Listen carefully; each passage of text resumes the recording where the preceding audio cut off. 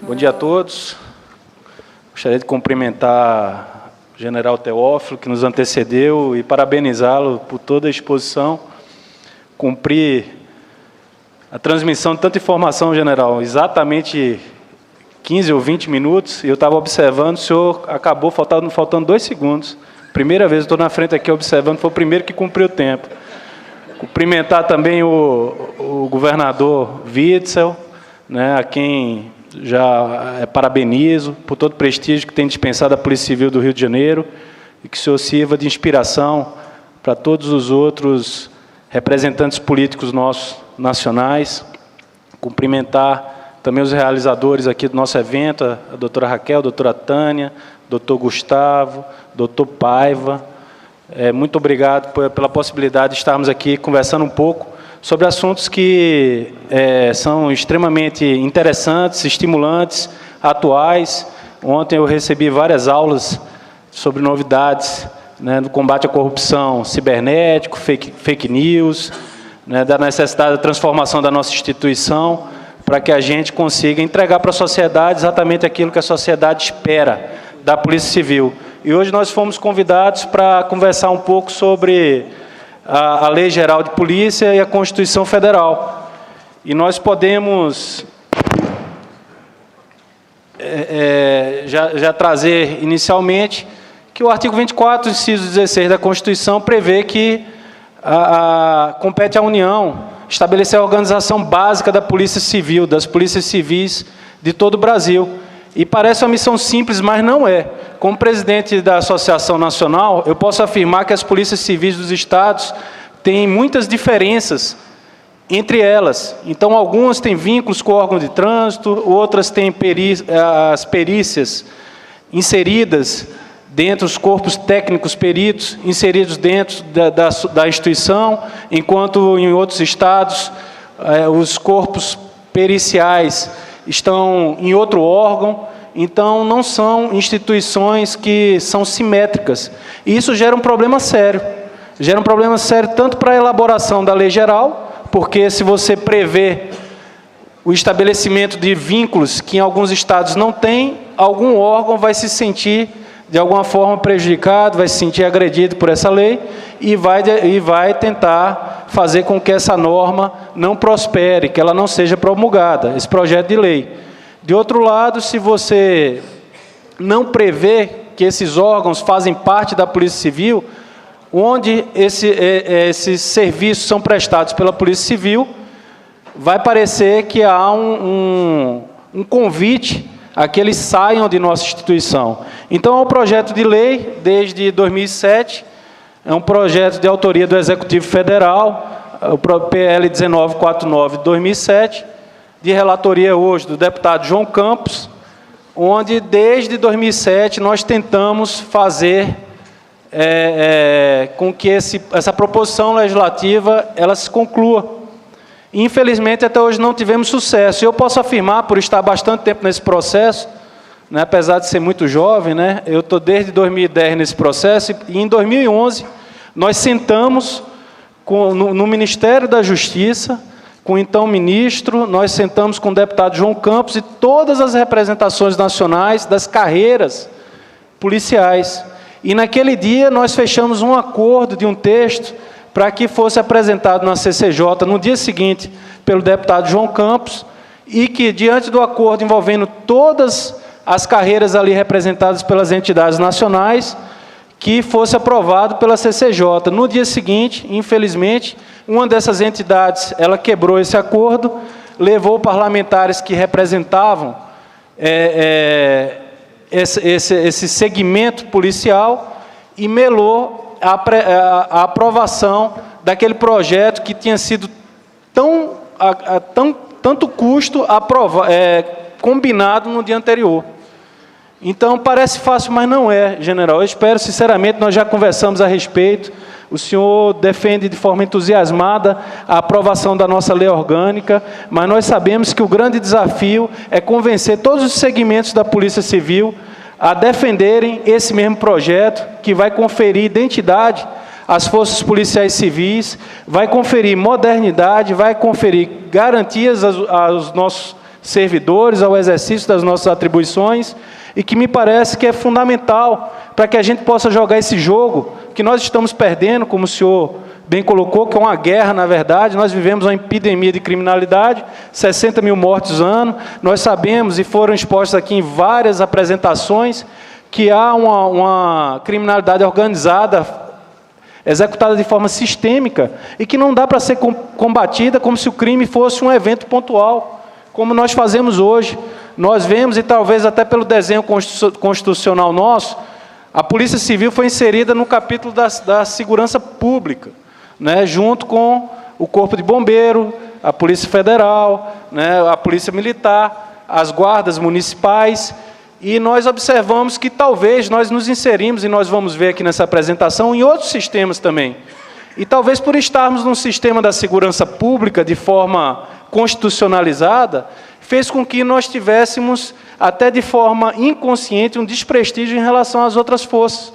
Porque nós não somos, tipicamente, uma polícia de segurança pública, aquela polícia ostensiva, que passa a sensação de segurança pública para a sociedade. Nós somos uma polícia de investigação, que age de forma velada. Então, nós vemos, muitas vezes, de forma equivocada, políticos, né? Por exemplo, eu tive acesso a um relatório do Tribunal de Contas do Estado de São Paulo e fiquei assombrado com a quantidade de viaturas caracterizadas da Polícia Civil de São Paulo, né? Enquanto na Polícia Civil de Brasília, da qual eu faço parte, nós temos menos de 10% das viaturas caracterizadas, porque a polícia precisa de um trabalho velado. A Polícia Civil aqui de São Paulo tem mais de 50% das suas características, das suas viaturas caracterizadas. Isso é absolutamente inadequado, ou seja, o Estado está querendo fazer de uma polícia que tem uma natureza investigativa, uma polícia ostensiva, né? E isso é inadequado, e por isso, talvez, o nosso Estado venha perdendo essa guerra, por não saber lidar com as diferenças, com as nuances de cada corporação, de cada instituição. Mas, enfim, voltando para a nossa lei orgânica, nós podemos afirmar que as leis orgânicas, via de regra, elas estabelecem princípios, competências, missões institucionais, né, das agências. E eu estou trazendo aqui conceitos da ciência política, para que a gente possa entender que essa discussão legal ela vai ser feita no âmbito político, na arena política. Então, nós precisamos ter uma visão também de ciência política relacionada à nossa lei orgânica, às instituições que é a legislação que nos regulam, né? E a organização básica de órgão e pessoal de qualquer instituição ou corporação que seja objeto de uma lei orgânica. Na ciência política, nós podemos definir as agências como os órgãos, né, e a todo órgão é conferida competência. Isso é o conceito de ciência política. Nós, muitas vezes, como juristas, estranhamos, porque se fala muito no direito, não, competência é do judiciário, todos os outros órgãos têm atribuição. Na ciência política não é assim, né? Quem tem competência é órgão, né? Quem tem atribuição são os servidores, e todos esses são encarados como agência. Muitas vezes esses servidores, eles não concordam com as instituições, que são as regras formais e costumes, a qual estão inseridos por meio da legislação. Então, as instituições são as legislações, né, que são afetas às agências e ao campo institucional, que é o sistema institucional, os sistemas de segurança pública, de persecução penal, de governança de Estado, político, ao qual as agências estão inseridas. E é importante nós entendermos isso, fazendo uma analogia, né, muito simples, né? Vamos supor que isso fosse um jogo de futebol, né? Então, nós poderíamos entender que as agências são os times, né, e os servidores, os jogadores, as instituições, né, são as regras do jogo, e o campo institucional é o sistema, é a arena onde esse jogo é jogado. Então, nós temos que entender que há uma arena principal, que é a arena política, onde vai ser definida a nossa vida, nosso futuro, e nós precisamos entender também como a sociedade nos vê. Porque muitas vezes nós temos também crise de identidade, seja por formação, seja por convicção pessoal, né? Nós somos formados bacharéis em direito, e às vezes a gente não entende muito bem como é que a sociedade nos enxerga. E a sociedade nos enxerga como? Nós temos uma atribuição muito clara, que é híbrida, né? Nós somos, ao mesmo tempo, gestores, policiais, nós somos bacharéis em direitos, operadores do direito, mas, no final das contas, como é que a sociedade nos vê de forma típica, né? Que tipo de delegado de polícia que a sociedade quer? É importante a gente ter essa visão, porque é essa visão que vai determinar na arena política a nossa conformação. Como os políticos nos veem? Como é que a sociedade nos vê? Honestamente, eu percebo que a sociedade gosta muito do delegado de polícia, do policial mesmo. Eles gostam do famoso xerife, né? Ele gosta do sujeito que anda na rua, que prende todo mundo, que dá baculejo junto com os policiais, né? Que faz operação. E é por isso que muitas vezes nós temos dificuldade de explicar a importância do serviço velado, do serviço de inteligência policial, porque isso não aparece para a sociedade. Isso não aparece para o cidadão. O cidadão quer ver a polícia na rua, o cidadão adora ver a polícia na rua, adora falar com um delegado de polícia. Nós sentimos isso na prática, né? Nós somos figuras locais, né? Quase míticas, né? Eles acham que a gente sabe de tudo, conhece a vida de todo mundo, né? Que a gente está de olho, que a gente vai prender a qualquer momento fulano, o ciclano. Eles não têm uma ideia muito clara da nossa atividade. E nós gostaríamos, é bem verdade, de ser exatamente aquilo que eles pensam que nós somos, né? Nós gostaríamos de nos investir dessa figura mítica e ser realmente o mito da sociedade local ali, que vai resolver todos os problemas, porque na delegacia chega de tudo, né? Então, nós precisamos entender em que arena vai ser definida essa nossa lei orgânica, né? Quais são os jogadores, e que isso vai definir nossa atuação nas outras arenas. E é muito sério isso que a gente está falando, porque hoje, general, essa falta de conformação da Polícia Civil em todo o Brasil faz com que nós não tenhamos um reconhecimento claro da sociedade sobre o nosso papel. Então, tem polícia que emite identidade civil, tem polícia que não emite, que é um instituto próprio, tem polícia que faz perícia, tem polícia que não faz, né? Tem polícia que está vinculada ao órgão de trânsito, tem polícia civil que não está.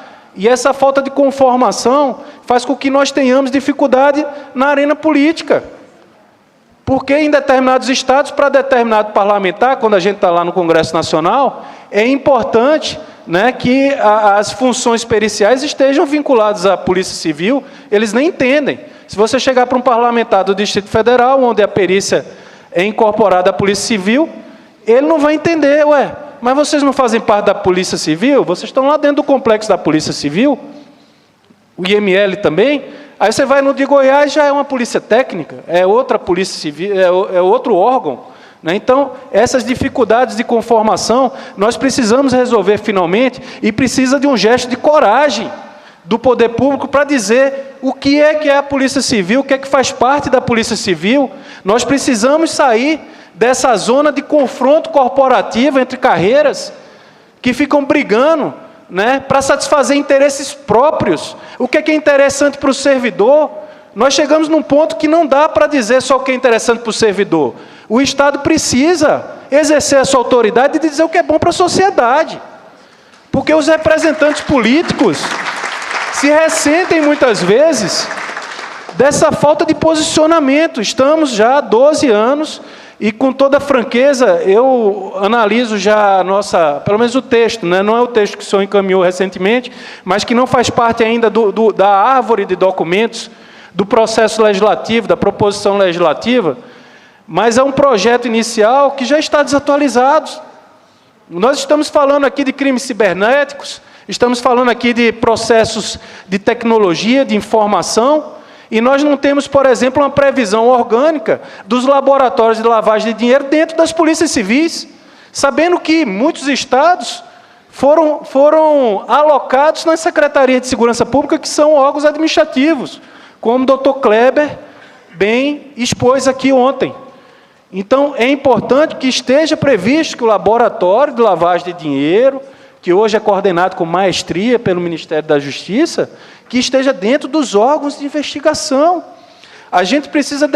Nós precisamos, enquanto Estado, definir a nossa vocação definitiva. Qual que é a vocação da Polícia Civil? Se é uma vocação de inteligência policial, de investigação, não é admissível que um Estado como São Paulo tenha 50% das viaturas caracterizadas. Isso é um disparate, né? Nós nos preocupamos muito com a situação de São Paulo, porque São Paulo é a grande economia do Brasil. E nós vemos uma desvalorização pelo governo local aqui há anos da Força Polícia Civil. Polícia Civil sendo 5 vezes menor do que a Polícia Militar, não faz sentido. Num estado onde nasceu a maior organização criminosa do país, você não tem a força policial que se destina a combater a organização criminosa, né, capacitada materialmente e humanamente para exercer esse combate, achando que colocando viaturas na rua caracterizada vai ter sucesso no combate ao crime organizado. Nós sabemos que isso são medidas absolutamente equivocadas que merecem ser corrigidas, né? E cabe à União esse papel de protagonista. Nós confiamos muito no senhor, nós sempre conversamos com o senhor sempre teve um discurso muito assertivo, né? O ministro Sérgio Moro, ele teve experiências fantásticas, que são comemoradas, festejadas no Brasil, de um combate qualificado à corrupção e à criminalidade organizada, e isso precisa servir de norte para o estabelecimento das instituições que vão definir a Polícia Civil do Brasil, né? Então, nós precisamos ter essa clareza, né? Que tipo de time... Hoje, os nossos times é o seguinte: se nós entendemos que cada jogador é uma Polícia Civil do Brasil, é como se cada um tivesse com um uniforme diferente e cada um querendo jogar aleatoriamente numa posição. É isso que está acontecendo. Como é que, de forma desorganizada como essa, nós podemos ter sucesso no combate ao crime organizado? Não teremos. Então, é fundamental despertar das autoridades que decidem, políticas, as autoridades políticas pátria, para que definam uma estrutura básica de polícia civil capaz de atender os anseios da sociedade, que já deu o recado nas urnas. A segurança pública é, sem dúvida, hoje, a grande pauta nacional.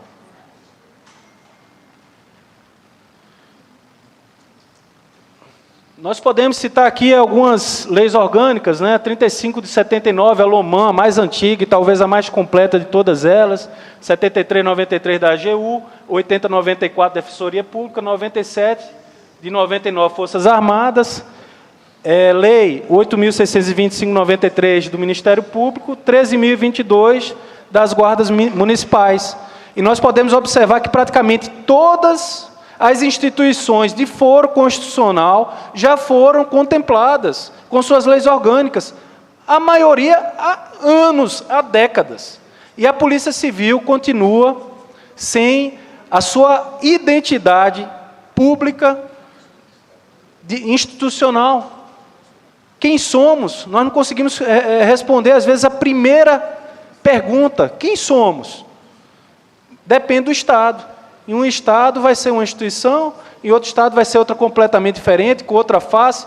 Agora nós temos o Conselho Nacional de Chefes de Polícia, que pelo menos estão padronizando algumas rotinas e até mesmo a identidade da Polícia Civil, né? Mas nós precisamos ter uma identidade orgânica, né? Nos vocacionando a nossa missão. E hoje nós nos ressentimos disso. Então, a importância da lei geral é para uma padronização nacional, orgânica, né? E de carreiras. Confirmação do papel sistêmico das polícias civis, ou seja, dentro dos sistemas, qual o nosso papel?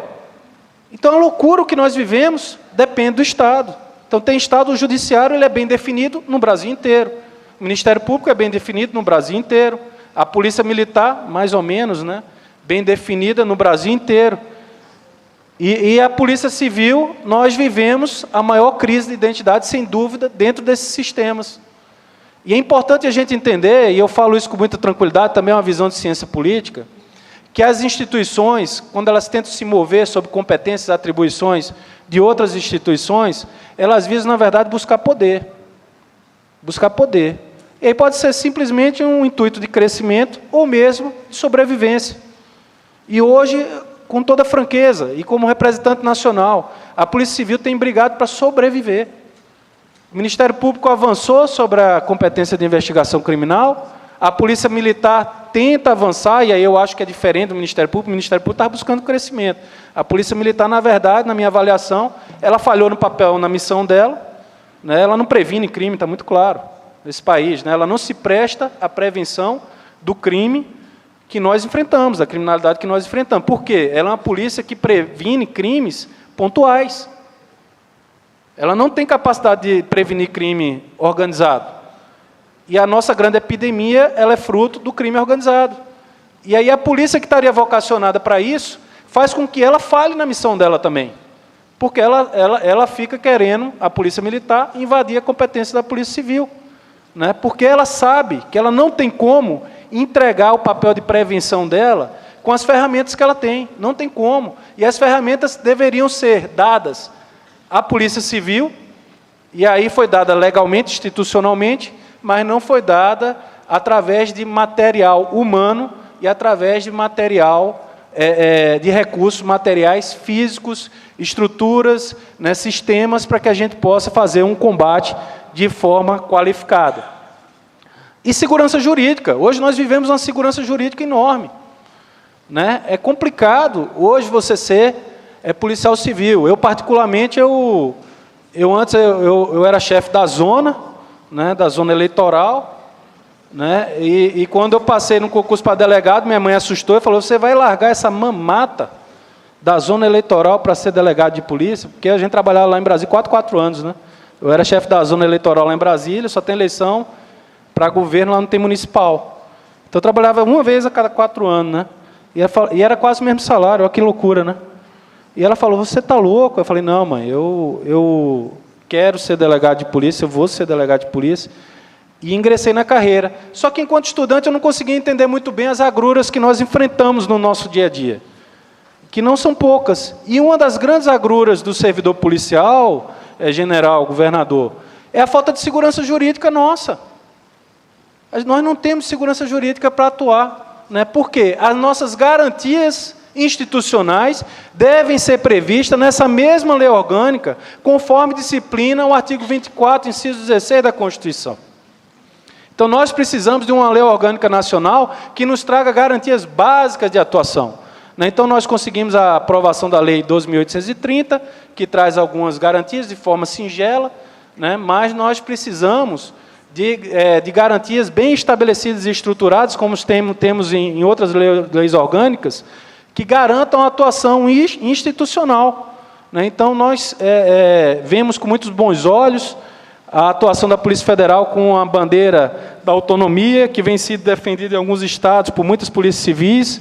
Eu creio que é uma bandeira que nós devemos tomar realmente a nível nacional. Eu acho que um mandato para diretor-geral seria fundamental, vinculação direta aos governadores de estado, acredito ser fundamental, demonstrando a importância da Polícia Civil, como o governador Witzel fez no Rio de Janeiro, lá em Brasília também já é assim. Então, que todos os estados pudessem, por determinação da lei orgânica, ter essa estruturação de vinculação direta ao governador, né? E um mandato, eu acho que seria fundamental, e a vedação também de glosa orçamentária. Né? Nós temos os nossos orçamentos e é comum sofrermos restrições orçamentárias no decorrer do ano. Que instituição consegue se planejar de forma minimamente organizada sem um orçamento que seja obedecido pelas autoridades? Né? Então, nós vimos com muita preocupação o que aconteceu recentemente no Tocantins, né? Acompanhamos com muita preocupação, e nós precisamos, general, fazer com que essa norma ande para o bem da sociedade, não é só da Polícia Civil, não.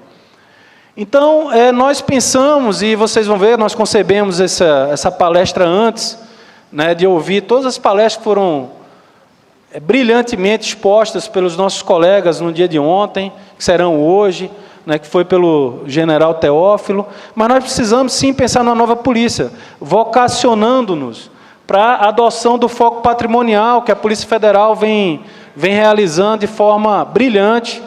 Né? Nós precisamos sair desse lugar onde a repressão ela visa a prisão individual do criminoso. Quando você tem um sistema criminoso, aquele indivíduo ele é substituído, ele é apenas uma peça de todo o sistema. E se esse sistema é lucrativo, você prende o indivíduo, rapidamente ele é substituído por outro. Por quê? Dá lucro. Não vai fazer cessar a atividade criminosa uma prisão simples de um indivíduo dentro de um sistema criminoso. Então, nós precisamos adotar o foco patrimonial, como o ministro Sérgio Moro sempre prega, é preciso sufocar as organizações criminosas. Se não há esse sufocamento das organizações criminosas, não haverá a cessação dessa atividade. É quase que um ramo empresarial, vive por si mesmo, independentemente dos indivíduos. Nós precisamos vislumbrar possibilidades de coercitividade administrativa. Os sociólogos falam muito, e nós às vezes somos muito resistentes aos acadêmicos, mas que hoje a polícia ela não tem coercitividade. E quando a gente fala coercitividade, não é só pensar em prisão, e sim alternativas à prisão. Podemos dar como exemplo, general, o senhor bem conhece isso, quem deixa de se alistar às Forças Armadas? Qual jovem não se alista às Forças Armadas? E por que eles fazem isso? Porque a vida dele é destruída civilmente se ele não se alista. Agora, por que o indivíduo deixa de obedecer a intimações públicas da polícia e mesmo do judiciário? Porque se ele deixa de obedecer a intimação, não acontece nada com a vida dele. Estava conversando com um amigo meu que foi fazer um doutorado na Alemanha, ele falou para mim, Rafael, é incrível lá na Alemanha. Lá na Alemanha não tem indigente. O sujeito não consegue viver como indigente. O CPF dele vincula ele absolutamente a todos os serviços públicos. Ele não consegue comprar uma passagem de ônibus, ele não consegue adquirir uma linha de telefone. Se ele deixa de cumprir as obrigações públicas dele, ele simplesmente acaba com a vida civil dele. E nós precisamos começar a pensar nisso. O nosso Estado é muito pautado na prisão, prisão, prisão. Só que esse mesmo indivíduo que comete crimes, comete infrações administrativas, não atende aos comandos públicos, esse indivíduo muitas vezes está recebendo benefícios públicos. Nós precisamos sistematizar isso também. E um amplo acesso à informação que não são constitucionalmente reservadas. A lei orgânica prevê o acesso a várias informações, mas é incrível como a polícia tem dificuldade para ter acesso a informações que não são constitucionalmente reservadas, defendidas. Isso é uma loucura completa. Às vezes nós, como associação, temos mais facilidade de ter acesso à informação do que a própria polícia. Eu recebo ligação de banco todo dia quase oferecendo consignado para mim, sendo que eu não dei nunca meu telefone para nenhum desses bancos. E eu sei que é o próprio Estado que fornece. É claro que eles sabem até minha margem consignada. Como é que não é o Estado? É o próprio Ministério do Planejamento que fornece meus dados para os bancos. Recebo do BMG, do Pan-Americano. Vivo recebendo ligação. E para a polícia, quando se pede uma informação de um banco público, é uma dificuldade. Recentemente conseguimos convênios com os tribunais regionais eleitorais, creio que na maior parte dos estados, para a gente ter acesso aos bancos eleitorais. Nós deveríamos ter esse acesso automático a empresas de saneamento básico, de energia elétrica local, do próprio sistema do Detran. Vivemos, em alguns estados, uma loucura. Essas empresas que aplicam multa de forma sistemática à nossa população ganham fortunas com essa indústria da multa, e para fornecer os dados das placas de trânsito dos veículos locais, cobra das forças policiais. Que tipo de contrato é esse que o Estado faz? O Estado cede para uma empresa privada, terceiriza essa aplicação de multa, essa fiscalização de trânsito. Os indivíduos ganham fortunas e cobram do próprio Estado para fornecer dados para a investigação criminal. Então, o Brasil ele precisa ser repensado em alguns pontos, principalmente relacionado à informação, essa tecnologia da informação. Esses dados têm que ser determinados por lei, que são públicos e fornecidos para todas as forças policiais, civis, polícias judiciárias, a Polícia Federal. Não faz sentido nós não sermos alimentados por esses bancos de dados. E nós acreditamos que só tem um órgão capaz de fazer essa centralização, que é o Ministério da Justiça, através da Secretaria Nacional de Segurança Pública, e contamos com o senhor, com o entusiasmo do senhor, para que essa lei orgânica saia do papel, independentemente das vontades corporativas, e que para a nossa sociedade possa desfrutar o que ela nunca teve, uma polícia judiciária capacitada pelo próprio Estado para realizar a sua missão. Muito obrigado a todos.